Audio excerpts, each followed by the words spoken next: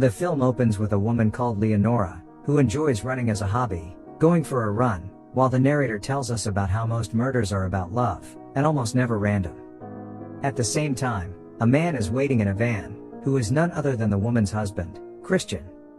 Upon seeing her pass, his hatred for her prompts him to accelerate his vehicle, and he decides to run her over.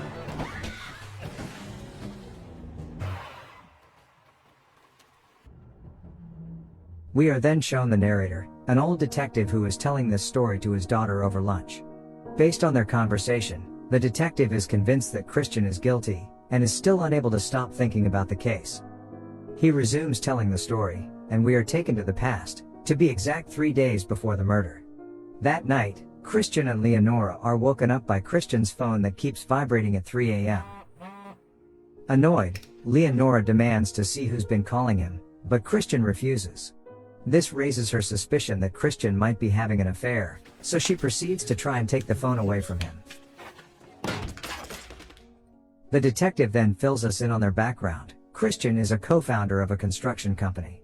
He built the company with his friend, Peter, while his wife Leonora was an accomplished violinist, who had to give up on her career to take care of their sick son, Johann. The next morning after their fight, Leonora apologizes to her husband for lashing out, and he shrugs it off and tells her that it's fine. She then proceeds to take their son to school, while Christian heads off to work. At work, he can be seen flirtatiously eyeing one of his workers, Xenia, and later they meet in a private area of the construction site. As it turns out, she is the one who sent the message last night. Xenia then gives him the ultimatum to choose between her or his wife, which gets Christian conflicted because although he loves Xenia very much, his son Johann has been getting better and he would like to be a good father to him. Hearing this angers Xenia, and she storms off with disappointment. When Leonora gets home, she decides to look through Christian's Facebook, while on call with a phone company and attempt to retrieve the messages on Christian's now broken phone, but the company rejects her request. She ends up seeing a picture of Christian and Xenia smiling fondly at each other, and that seems to be enough for her to feel like there is something between them. To further confirm her suspicion, Christian seems entirely disinterested in being intimate with her when he comes home from work that day. Despite the tension, the couple leave to attend Christian's work event that night, and during it Leonora's jealousy grows all the more, as Christian gives Xenia a lengthy compliment for her astounding work. Later on, when everyone is celebrating, Leonora catches Xenia and her husband climbing upstairs, so she proceeds to follow them. But to her surprise, this leads her to the shocking sight of the two having sex with each other. Even worse, Xenia is smiling at her when she catches her watching, while Christian is oblivious to his wife's presence. That next morning, Christian gathers the courage to sit down with his wife, and finally tell her that he doesn't want to be married anymore. Unwilling to stay silent any longer, Leonora finally tells Christian she saw what he was doing yesterday at the office. And this is where the plot thickens. Leonora starts to get infuriated, because she agreed to give up on her career for the past 20 years to take care of their sick son, which means that if they get divorced, she would have nothing.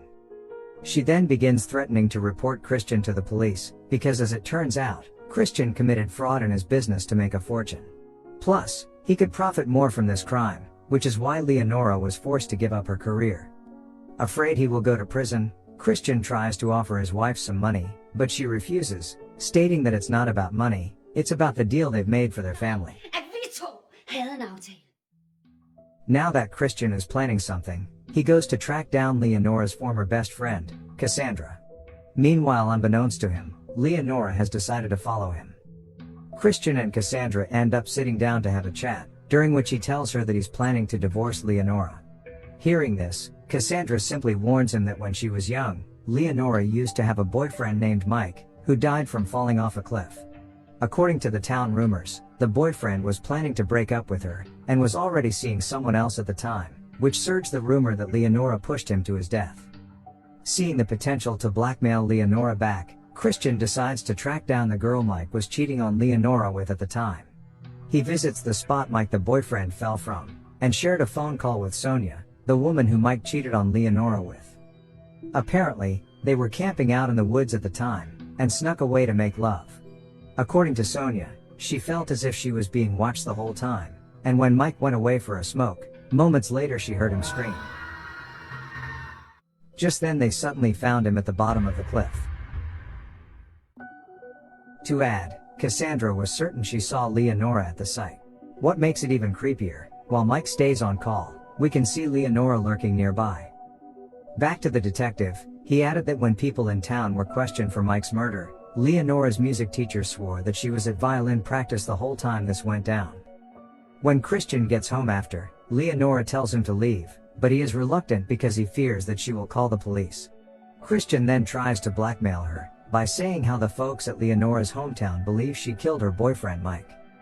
Hearing this, Leonora is upset but simply brushes it off, since no one has any evidence to support the claim. She goes on to tell him that the only way she won't go to the police is if he stays with her, and even forcefully dials Xenia's number on his phone, pressuring him to break up with her, but he couldn't because he loves her. With nothing left to argue about, she begins to roughly shove him, and kicks him out of the house, claiming that both the house and their son are hers. All animals, according to the detective, will attack if they are cornered or have no other choice, which is what Christian does. He comes up with a plan, in which he goes to his office, and swaps his car with one of the white vans. At the same time, Leonora is doing her routine, jogging around while it is slowly raining. Meanwhile, Christian finds a spot behind the trees, by the path Leonora passes through during her evening jog. As soon as he sees his wife passing around, he starts accelerating and runs her over.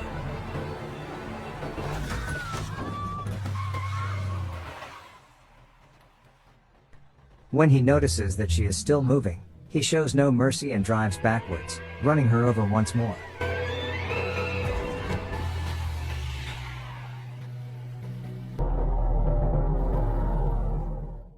He then leaves the spot, and silently sneaking his way into the office to make it seem like he's been working this whole time.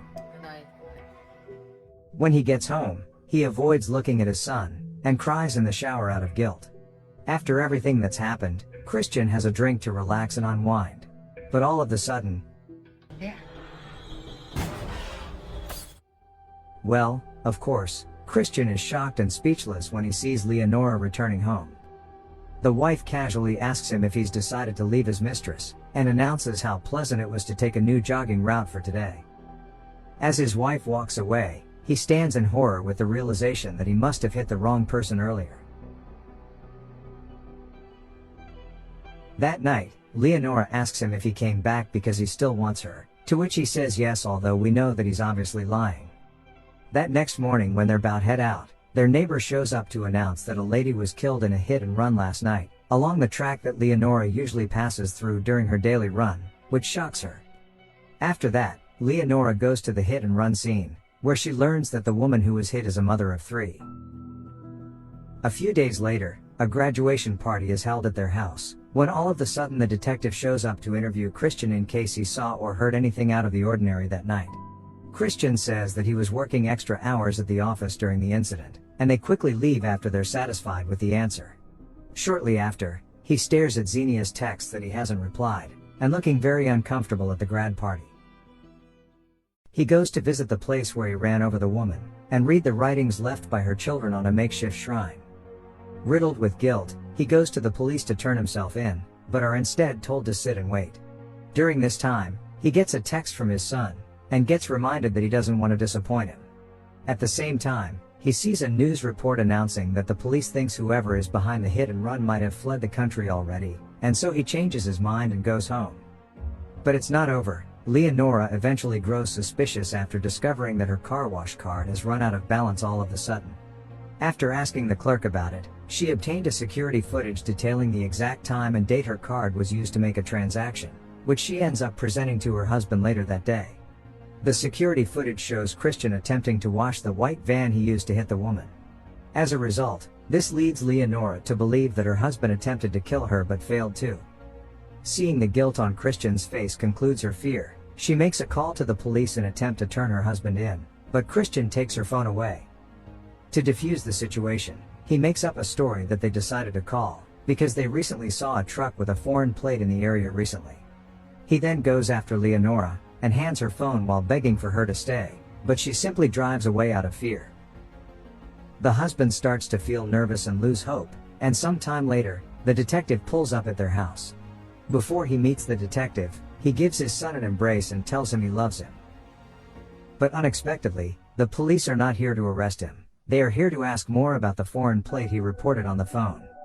Christian spends the entire interaction looking nervous, which raises the detective's suspicion, but he doesn't have the evidence to arrest him. He also gets a text message from Leonora asking to meet him for dinner.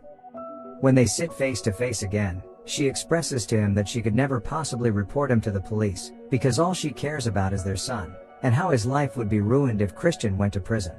But at the same time, she has lost her trust in Christian, and for him to win it back, she would like him to murder Xenia, because as long as the mistress lives, she will always serve as a liability to their marriage. She then proceeds to lewdly convince Christian that all he needs is a strong alibi, just like the one she had when she murdered her boyfriend, Mike. Well, it is at this point that she begins to reveal everything about the rumor, including how she snuck into the woods and watched Mike making love with Cassandra, before pushing him off the cliff when he's alone.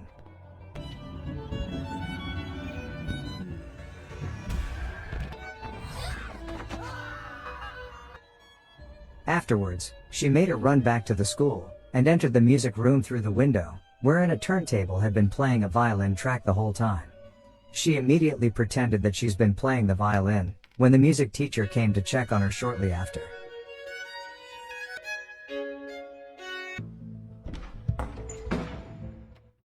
And that's how she completely dispels any suspicion that she committed the murder.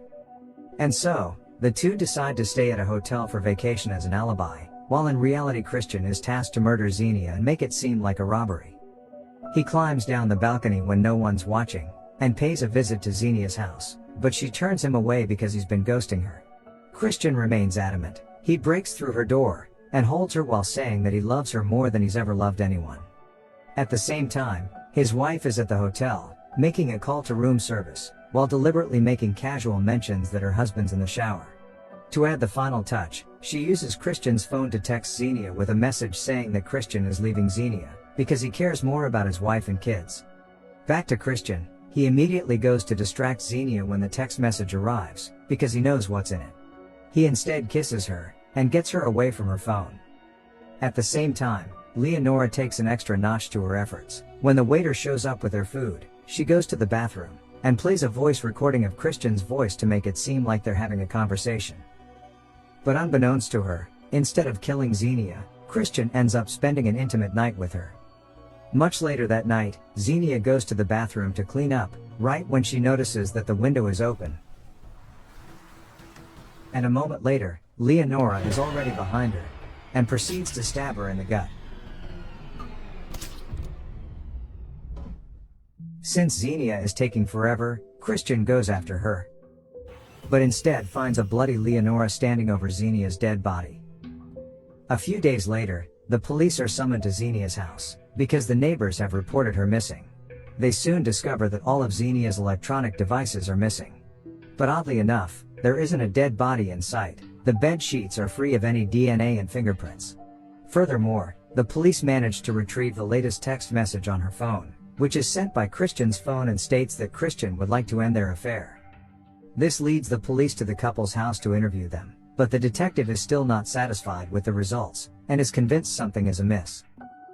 He sends a team of hounds to search through the woods near their house for any dead body, while Christian and Leonora are seen celebrating a house party at the same time. Leonora then quickly sends the nervous-looking Christian to light up the bonfire in the middle of the lake, and we can see the police hounds walking out of the woods.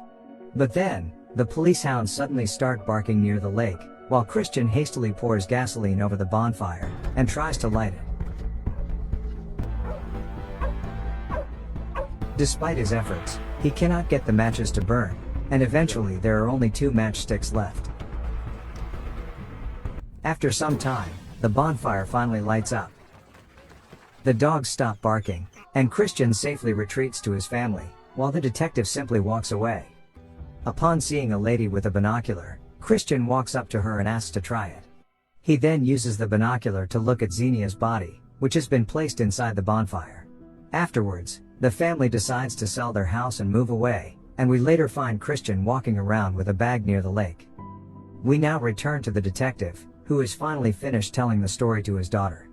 It appears that Christian was never convicted for the murder due to the lack of evidence, but the detective is convinced that he's guilty.